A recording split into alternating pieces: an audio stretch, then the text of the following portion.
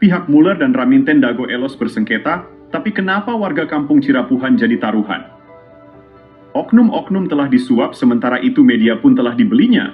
Baik penggugat menang atau kalah, warga... Bismillahirrahmanirrahim. Nah, ini kita coba apa sih yang sebenarnya terjadi dalam sengketa Tanah Dago. Nah, yang digugat 6,9, 3 buah gendom. Mulai dari sini ya. Ini di selatan, tengah, ini utara. Itu yang digugat. Sementara subjek yang digugat itu ada di sini. Sementara yang di tengah itu udah dikondisikan, dimanipulasi. Jadi kampung Cirapuhan dirubah jadi Dagolos.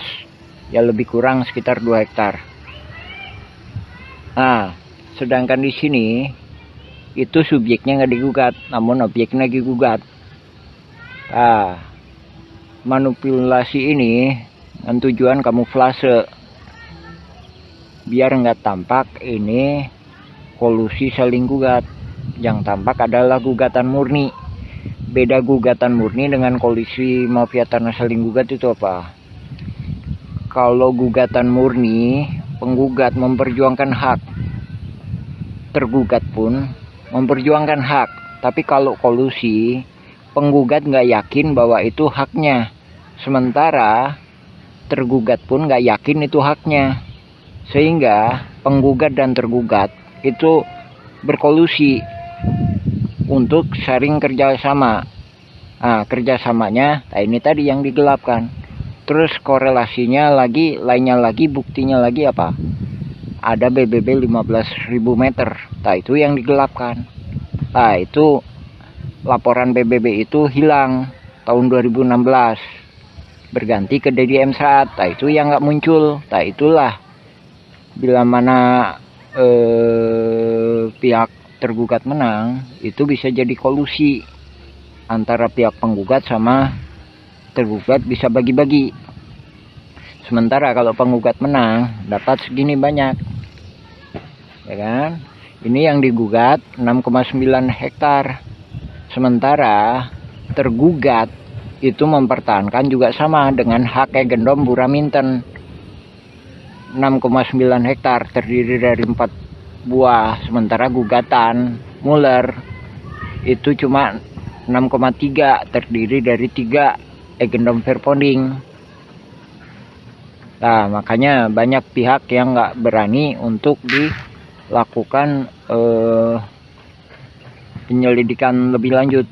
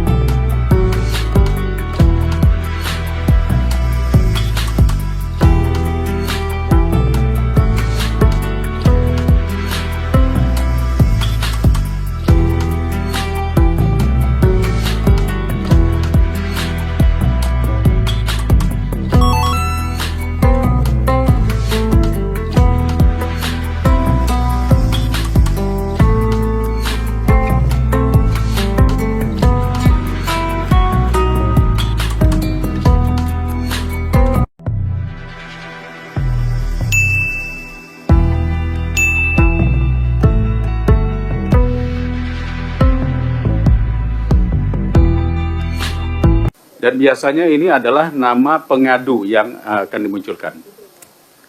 Ini kawan-kawan juga mungkin baru lihat kali ya.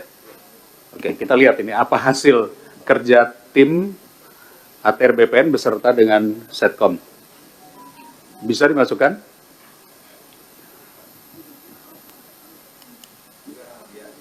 Ya, pakai nama siapa saja dulu, yang penting masuk. Ini nama pengadunya, Pak. Nama pengadunya. Oke. Ini satu contoh ya, Muhammad Basuki Yaman. pengaduan warga kampung Cirapuan telah menempati wilayah tersebut selama hampir 200 tahun. Bener nih.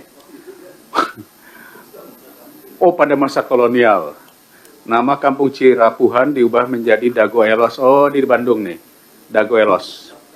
Untuk mengubah riwayat sejarah tanah. Sejak 40 tahun terakhir, mafia tanah dengan intimidasi dan manipulasi dokumen mulai mengklaim warga. 3 Oknum mengatasnamakan masyarakat adat setempat menguatkan klaim palsu atas tanah tersebut. 4 hak warga atas tanah dipersulit, termasuk pemeriksaan ulang terhadap sertifikat resmi yang dimiliki warga. Beberapa pihak telah menerima rekomendasi hak atas tanah yang tidak sesuai dengan bukti kepemilikan yang sah. Status proses. Oke, tindak lanjutnya apa? Proses kasasi di Mahkamah Agung dengan menunggu putusan pengadilan yang berkekuatan hukum tetap. Lalu, apa upaya yang dilakukan kanwilnya dan kantahnya? Ada? Belum ada. Nah, begini. Kalau ini tidak ada, ini baru laporan namanya. Follow up-nya, ini yang kami inginkan, apa yang dilakukan oleh BPN setempat. Apakah kanwil? Kalau ini kan saya tahu kanwil Jawa Barat. Kantahnya berarti kantor tanah Kota Bandung. Itu mesti ada tulisannya itu, harus ada pelaporannya. Ya. Jadi jangan sampai nanti dashboard ini hanya sekedar tindak lanjut saat ini sudah berada di katakanlah kepolisian atau di pengadilan. Kita ingin tahu apa yang dilakukan. Jadi mohon izin Pak Menteri, saya pikir ini perlu ya.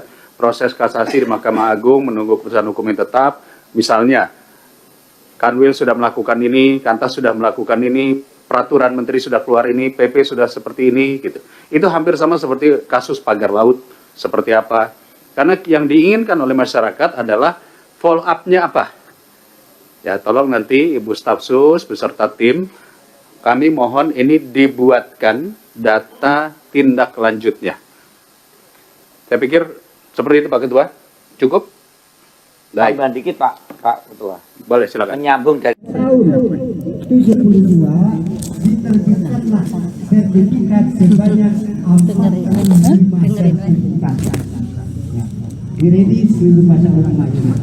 Maka di sini dimohon pada waktu itu 2,2 hektar.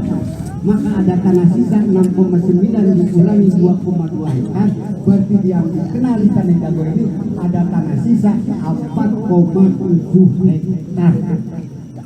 Perlu dicatat.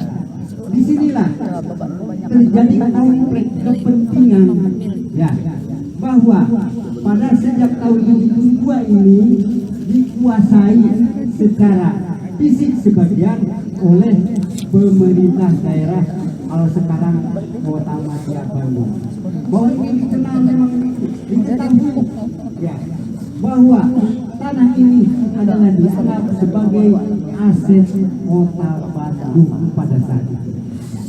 Tapi saya pada saat itu kebetulan mengetahui, mempelajari dan lain sebagainya, ya, gitu, bahwa di BPN hingga hari ini pun bahwa ini tanah 4,7 masih belum jadi aset Pemkot. Nah, ini permasalahan, ya, sehingga terjadilah konflik kepentingan. Maka saya adapun keterkaitan dengan apa nama Pak Didi Koswara, ya, ini bukan pendapat, ini aturan yang melekat di dalamnya, bahwa tahun 1967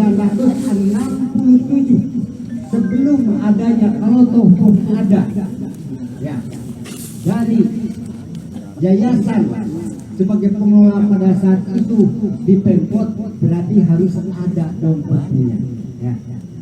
Tetapi kenyataannya tidak ada.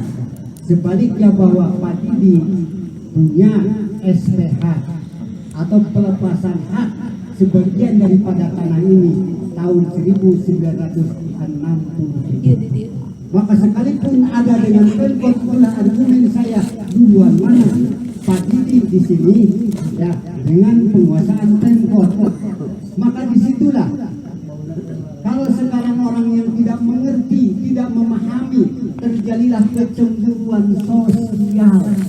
Pada Padidinya sendiri sekarang mah mesti bagian tanah lagi, ya, fisiknya dikuasai.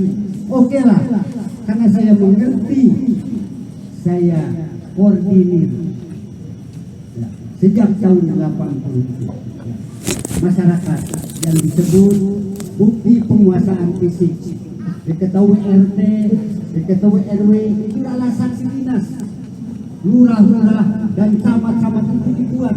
Ya. Penguasaan fisik itu menjadikan syarat yang disebut sporadis, Bapak dan Ibu. Jadi lamun orang yang mengaku saya sudah 20 tahun dia sudah 30 tahun, jawabannya di mana? Jawabannya itu sporadis. Ya, sudah saya buat, sudah saya datangkan, sudah saya mohonkan, sudah. Jadi di sini pengertiannya bahwa Padidi itu bukan pemilik, Padidi itu bukan yang punya, tapi Padidi adalah bagian daripada pemegang sebagian alas. Ya. Dan tidak bisa ini tanah dijual ke Padidi, tidak bisa dijual ini tanah dimohon dikuasai atau dimiliki oleh Padidi. Ya. Tapi saya berani, bahwa saya dulu pernah mungkin bapak-bapak melihat, membaca, saya berani buat sepanduk Asep Mamun dan kawan-kawan ini. Kawan-kawannya siapa?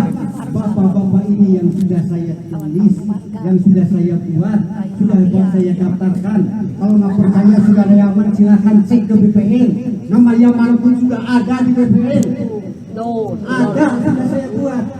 Sebenarnya di sini ada RT RW. Kalau dulu saya minta tanda tangan ke Pak RT, ke Pak RW, bukan kepentingan saya. Ya, karena itu adalah kewajiban sebagai penduduk. Saya hanya bertanggung jawab di atas objek ini. Riwayatnya harus jelas, permasalahan harus jelas. Ya, kalau saya menguasai di sana, bagian daripada ada desa 3.000 jadi ramai. Ya, tahun 90 itu tanah itu kosong. Ya, kosong ini tanah yang bekas sampah. Siapa yang berani mensanggul? Siapa yang berani menyocok tanam? Hanya 2 orang di sini, Pak Didi sama Pak Omon almarhum. Mana di sini ada ahli warisnya Pak Omon? Cuma 2 orang di situ. Maka kalau saya membuat sporadis penguasaan fisik pada saat itu, tanah masih kosong, kami yang menguasai, kami yang ngebun pada saat itu. Ya, tidak ada orang tahun 90 di sini, hanya kamilah. Kami kembalikan penguasaan fisik karena kami tidak punya riwayat dalam permasalahan ini.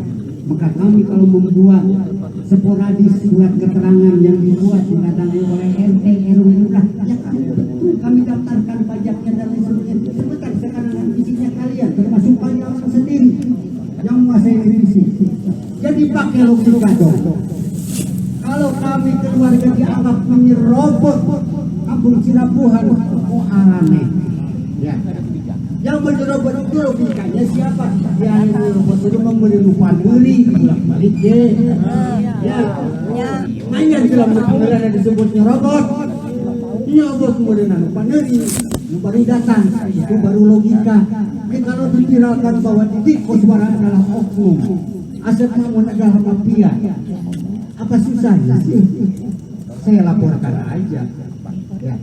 Secara hukum, keluarga Didi Koswara laporkan saja kalau memang ada merasa yang dirugikan, merasa ditipu, merasa dibodohi.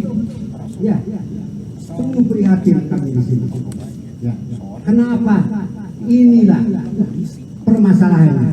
Kalau tadi berbicara ada Ramington, ada Samuel Demayer, ya, ada Aceh Osa, sudah numpuk dokumen di tempat saya.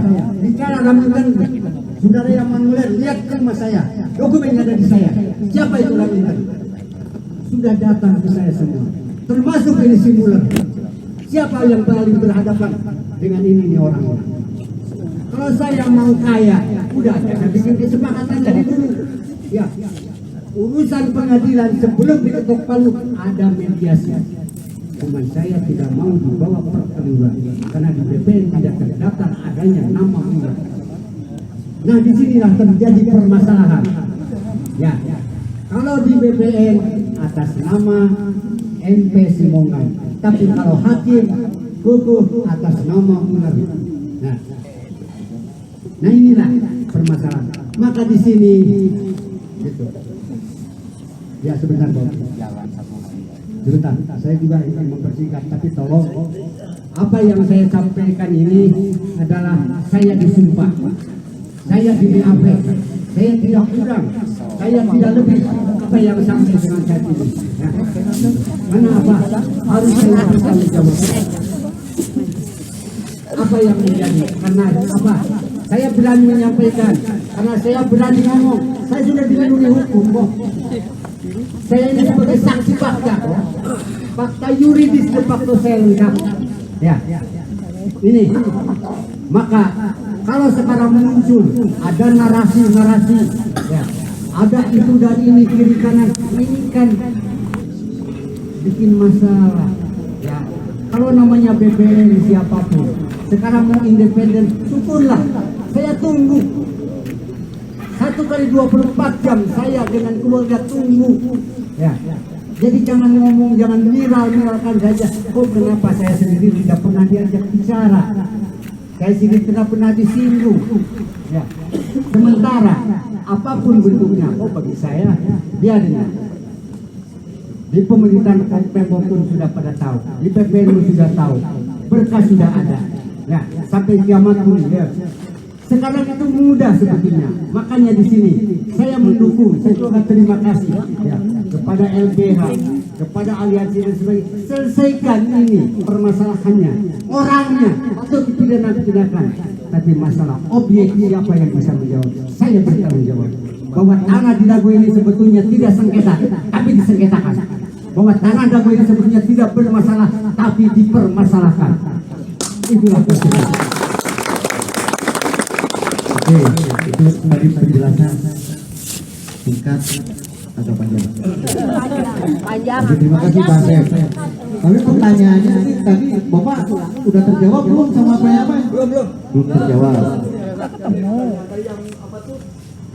Ini di pihak mana supaya kita tahu mana musuh mana kawan. Nah, karena gini. Harus dijawab ini karena. Oke, Pak Yaman mana Pak Yaman? Coba tolong jelaskan Pak Yaman. Dia jangan jadi pemenang buat kami yang lagi berjuang.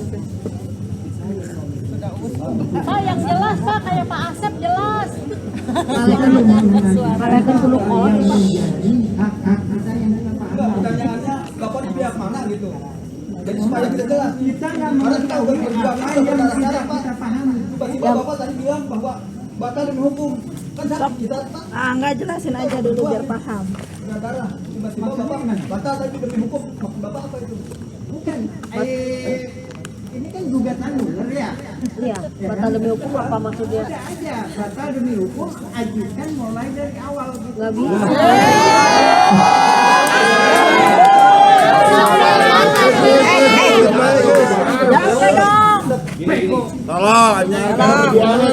Perjuangan Anda udah 9 tahun. 2016 Membatalkan demi hukum. capek guys kena air mata Pak. Argumentasi dari Dago melawan. 2016 kurang tigian teh. Oh, gampang. Apa ya? Ini deh, Bapak Ibu, nanti perkembangan pertanyaan. Karena mungkin Pak Yaman juga tidak punya dasar juga untuk menerangkan, tidak punya pengetahuan juga yang lebih soal hukum. Jadi ini mungkin penjelasan dari Forum Dago Melawan. Pak Yaman tolong simak apa aja sih permasalahan kita ini, biar Pak Yaman juga tidak bisa berstatement bahwa Dago Melawan ini adalah bagian dari beliau. Kan nggak semua sama. Jangan main fisik ya, nggak boleh gitu. Assalamualaikum warahmatullahi wabarakatuh. Salam sejahtera untuk kita semua, para warga, khususnya di 7. RW 1 dan juga warga-warga di RW 02 yang bisa hadir malam hari ini. Yang tentu saja pertemuan malam hari ini bukan berdasarkan atas perdebatan politik. Justru kami ingin adanya kesatuan dari keseluruhan warga, karena kami tidak ingin ada informasi-informasi yang seharusnya A menjadi A ini malah A menjadi Z. Itu kan sangat jauh. Maka dari itu syukur alhamdulillah sebetulnya malam hari ini bisa tercipta dalam satu pertemuan atau ngobrol bersama. Ini pun jujur bukan atas dasar pertikaian, kebencian, aduh dan lain sebagainya. Melainkan memang kita sudah melihat hal ini jauh-jauh hari, kita pun berupaya untuk menahan supaya memang secara perjalanan langkah-langkah perjuangan ini bisa tetap fokus ditempuh. Namun belakangan ini khususnya ketika ada salah satu media independen yang kemudian media tersebut memang secara konkretnya mereka seringkali mengadakan investasi senyap atau secara diam-diam untuk nantinya mereka beritakan, mencari fakta-fakta tertentu kemudian mereka beritakan seperti itu. Nah, tempo hari mungkin ada dari beberapa Pak RT, satu kemudian Pak Oki, satu koordinator dan beberapa warga yang lain mendatangi rumah Pak Yaman dikarenakan drone yang terbang di sekitaran Terminal Dago sampai ke Cirebon itu diterbangkan dan mendarat di rumah Pak Yaman.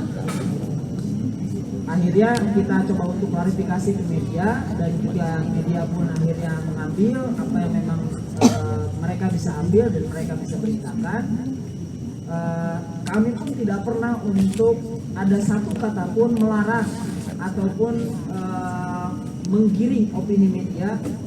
Jangan Pak Yaman atau jangan warga di RT 07 misalkan. Tidak pernah sama sekali kita berbicara begitu. Tetapi kami hanya menyodorkan fakta-fakta yang memang apa yang mereka pertanyakan.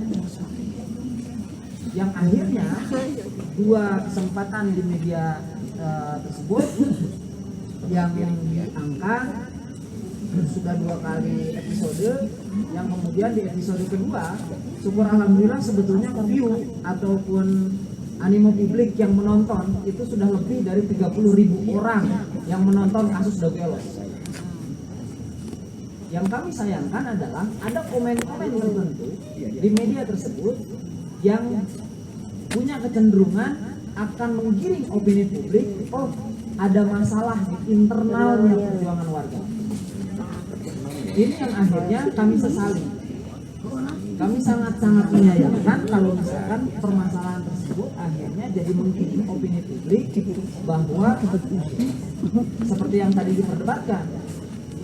Sehingga jangan sampai publik itu menyangka ternyata di dalamnya sendiri pun nggak beres. Di dalamnya sendiri pun ada yang tuduh menuduh, ada mafia dengan mafia yang saling berkomplot dan lain sebagainya. Padahal hal ini jujur kami dari Forum Dago Melawan itu mungkin bukan sekali 2 kali kami berbicara dengan Pak Asep Makmun, dengan keluarga dari almarhum Pak Didi Koswara. Karena tendensinya ini mengarah pada tendensi personal.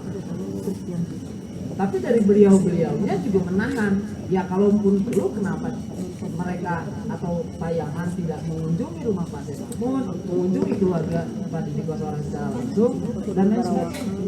Makanya kita memang ketika itu tidak bereaksi seperti halnya hari ini.